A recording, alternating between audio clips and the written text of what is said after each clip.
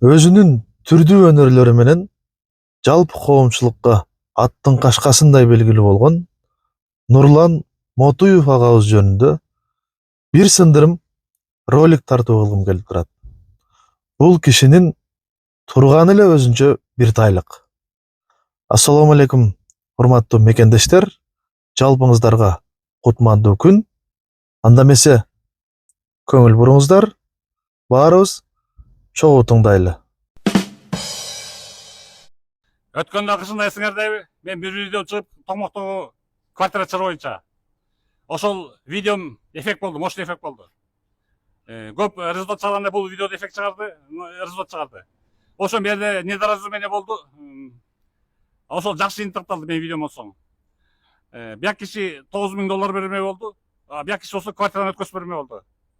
Андыктан сөздү өздөрүнө берейин, сүйлөп коюңуз. Пришли к мировому соглашению, я отдаю $9,000, Чупакбаева Бурулсыны мне переоформляет квартиру.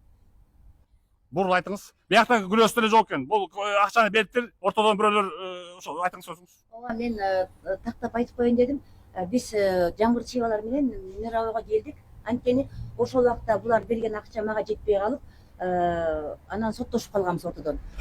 Ошол киши табылып, Россиядан келип акчаны берип жаңбыр чыйбаларга мага мен менен карызын толук расчеттошуп, өздөрүнүн үйүн өздөрүнө чыгарып алышты. Мен өзүмдөн акчамды алдым. Бул жерден түшүнбөстүк болуп кетиптир да. Все, түшүндүк. Ошол правоохранительный органдар чече албаган челенешкен маселени мен чечип бердим. Мен видеом чечип берди. Все. Ырасыңар да? Рахмат. Ырасыңар да? Разы. Ырас болсоңор болду.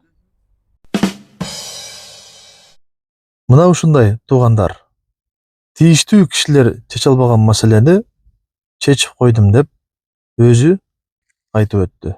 Эки тараптын маселеси кандай гана маселе болбосун, баарлашуунун алкагында эки тарап тең күйбөгөндөй чечилгенине эмне жетсин.